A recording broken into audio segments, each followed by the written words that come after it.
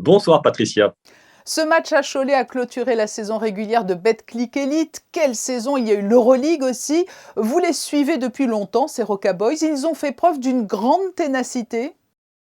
Oui, parce que la saison était très, très difficile avec 75 matchs disputés depuis le mois d'octobre, donc un rythme effréné. Il a fallu jouer sur les deux tableaux, le championnat et l'Euroleague.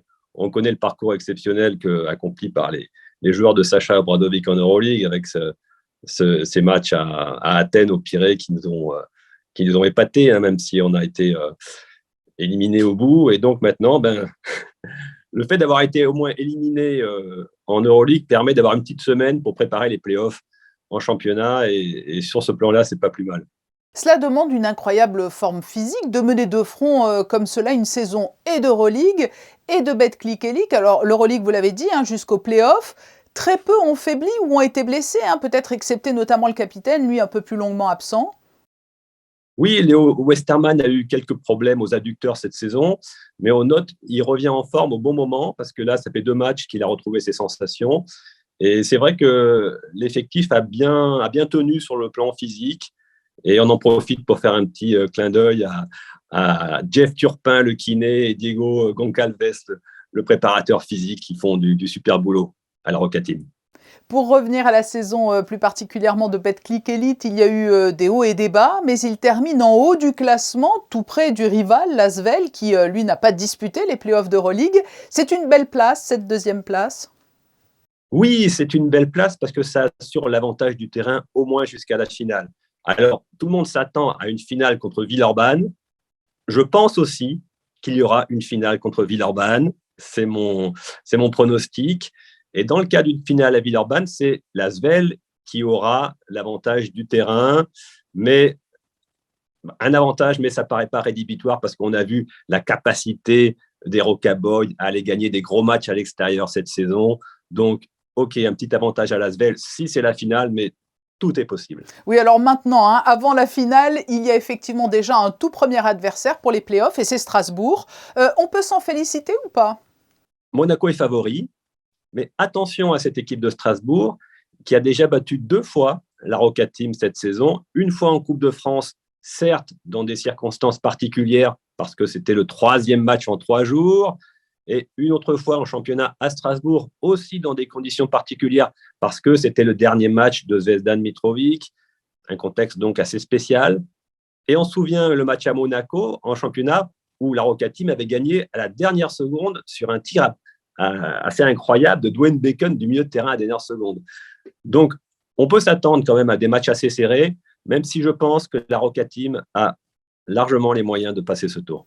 Mais le plan idéal pour la Roca Team après Strasbourg, hein, si toutefois il y a une victoire, c'est d'avoir sur sa route jusqu'au mois de juin quelles équipes? Alors ensuite, si la Roca Team arrive à battre Strasbourg, elle rencontrera en demi-finale le vainqueur du match entre Levallois et Pau Orthez. Et bon, ça sera aussi une belle affiche avec cette équipe notamment de Boulogne-Levallois, hein, qui a longtemps dominé le championnat, qui est entraîné par Vincent Collet, l'entraîneur de l'équipe de France. Donc ça sera aussi une super affiche. Mais là aussi, je pense que la Roca Team a les moyens de passer. Il y a eu plusieurs échecs au cours des dernières saisons en championnat. Après cette grisante fin de saison en Euroleague, ça peut être l'année de Monaco pour décrocher le titre. Eh bien, je dois dire que c'est vraiment l'objectif du club à 100%. C'est vrai que ce titre de champion de France, comme vous le dites, manque au palmarès. On l'attend. C'est vraiment quelque chose qui fait vibrer un petit peu le cœur aussi des supporters parce que Monaco n'a jamais été champion de France. Et oui, cette année, c'est possible, c'est jouable, mais il faut s'attendre à des combats difficiles. Alors, vous l'avez mentionné aussi, un petit clin d'œil aux supporters. Ils ont été incroyables. Ils ont suivi l'équipe un peu partout en Europe. Le fait peut-être aussi hein, d'être parvenu à jouer dans sa salle cette saison d'Euroleague, ça a fédéré encore plus. Il y a eu un élan vraiment général en principauté autour de la Roca Team. Hein. On a eu une ambiance exceptionnelle cette année à Gaston Médecin, cette saison. Et c'est vrai qu'on a hâte de revivre cette ambiance pour les playoffs avec tous les supporters en rouge et blanc et le cœur qui va battre très fort des supporters de la Roca Team, à n'en pas douter. Ouais. En conclusion, François Paturle, qu'est-ce qui fait le secret de l'insolente réussite monégasque cette année? Ce sont de superbes individualités qui parviennent à sublimer le collectif?